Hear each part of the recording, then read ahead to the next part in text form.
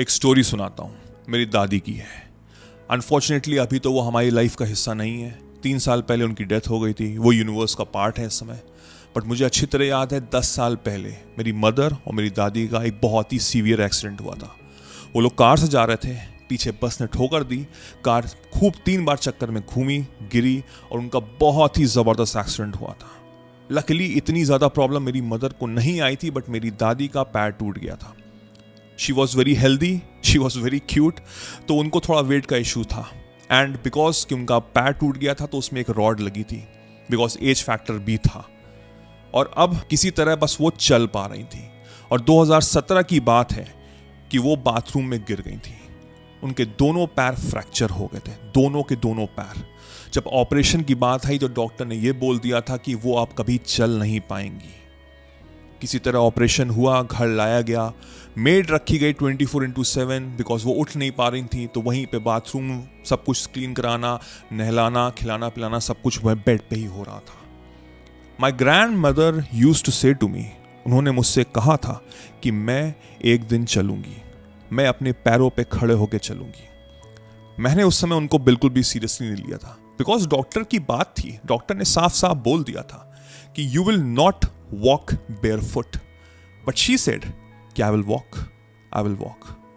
आई still remember, उसको operation को 8 महीने हो गए थे। उनका वॉकर आ गया था और वो वॉकर पे चलना शुरू कर दिया था। और 1.5 साल बाद बिना वॉकर के चल रही थी। ऑफकोर्स थोड़ा बहुत सहारे की जरूरत पड़ती थी, बट वो चल पा रही थी। हम सब इतने ज़्यादा शॉक थे, हम सब इतने ज़्यादा खुश थे, because it was such a surprising thing. ये हुआ कैसे? डॉक्टर ने तो साफ साफ मना कर दिया था, बट मेरे ग्रैंड मदर का बिल्कुल फर्म बिलीव था, मेरी दादी का बिल्कुल फर्म बिलीव था कि I will walk without using anything. वो बहुत ही कॉन्फिडेंट लेडी थी, बहुत ही ज़्यादा कॉन्फिडेंट लेडी थी। And she did that. और मैंने उनसे पूछा कि ये हुआ कैसे, ये मिरेकल हुआ कैसे? एंड शी सेड कि मेरे अंदर यकीन था, मैं इमेजिन करती थी। और उन्होंने बाद में बताया कि सुबह 3 बजे उठ के मेड उनको हल्का सा उठाती थी, बेड पे ही पैर नीचे करके वो धीमे धीमे एक्सरसाइज करती थी 2-3 घंटे के लिए। इसलिए कि जब तक हम लोग उठते थे तब तक वो एक्सरसाइज करके फिर से सो जाती थी।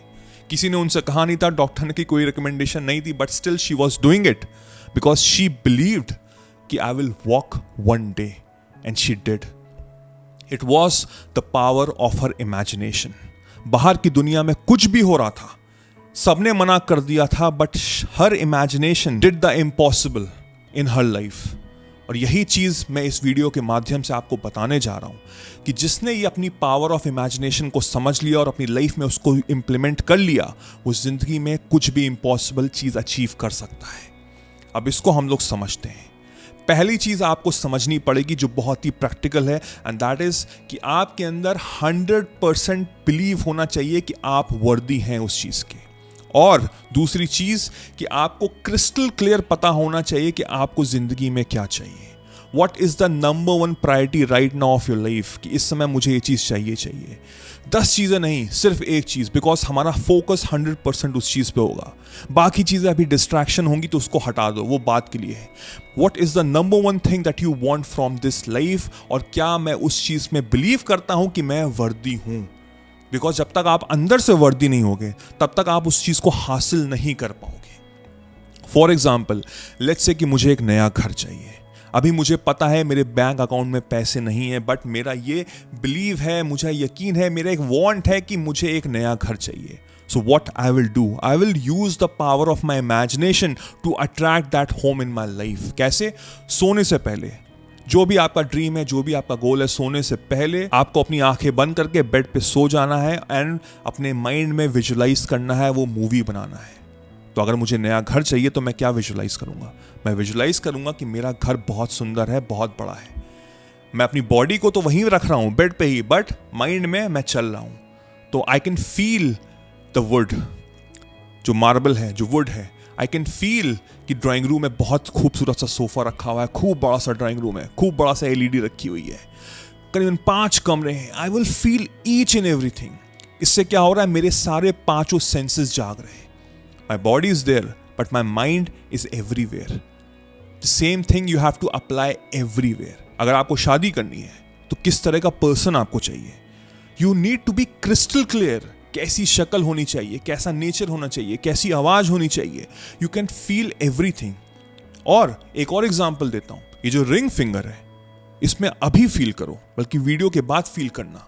अपनी आंखें बंद कर लो, नहीं बंद कर सकते हो तो कहीं और देखो. उसके बाद फील करो कि तुम्हारी इस उंगली में, इस रिंग फिंगर में एक एक्चुअली में रिंग है, your engagement ring. And you will feel कि हाँ कुछ है. इसको ट्राई करना. यू विल फील, बिकॉज हमारी जो सेंसेस है ना इतने स्ट्रांग होते हैं, हमारी इमेजिनेशन पावर, हमारा विजुअलाइजेशन पावर इतना स्ट्रांग होता है कि एक्चुअल में नहीं है, बट आपको लगेगा कि हाँ हाथ में कुछ है. This is the power of the imagination. और यही चीज मुझे करनी है. अगर मुझे जॉब प्रमोशन चाहिए तो मुझे कैसा फील करना पड़ेगा? मुझे फील करना पड़ेगा कि मेरी जगह अब चेंज हो रही है, मेरी कुर्सी अब चेंज हो रही है, मुझे नई रिस्पॉन्सिबिलिटीज मिल रही हैं, एवरीबडी इज हैप्पी, मेरे घर में सब बहुत खुश हैं. क्या आप वो फील कर पा रहे हैं? पहली चीज, क्या आप बिलीव कर पा रहे हैं? दूसरी चीज, क्या आप फील कर पा रहे हैं? The more you gonna do it, the more you gonna do it, वो इतनी अच्छे से वो अट्रैक्ट होगा. बिकॉज इम्पॉसिबल जैसी कोई चीज नहीं होती. इम्पॉसिबल भी कहता है आई एम पॉसिबल. बट एक चीज ध्यान रखना, दो पहलू होते हैं इसके. पहला होता है thinking of what you want, and second होता है thinking from what you want. अब दोनों में डिफरेंस क्या है?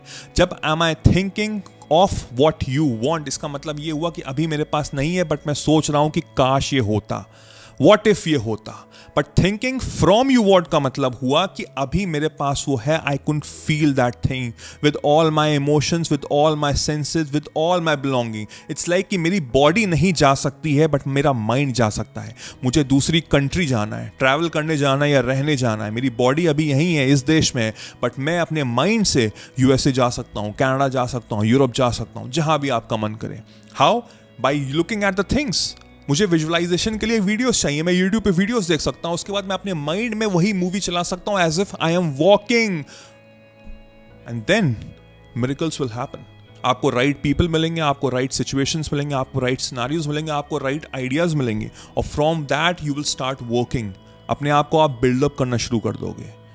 और जब आप ये डेली बेसिस पर करोगे, it's like you have to revise on the regular basis. ये कोई एक चीज़ नहीं है कि एक बार करके छोड़ दिया. नो, यकीन रखना है दिन भर और इसको रिवाइज करना है. जैसे स्कूल में हम लोग कोई चीज़, कोई थ्योरी या कोई भी डेफिनेशन को याद करते थे, कैसे याद करते थे? हम लोग बार बार रिवाइज करते थे, बार बार रिवाइज करते थे, इतना रिवाइज करते थे कि हम उसको रट जाते थे.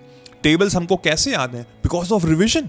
हम लोगों ने दिन भर टेबल्स को रिवाइज किया, तभी हमको अच्छे से याद है, राइट?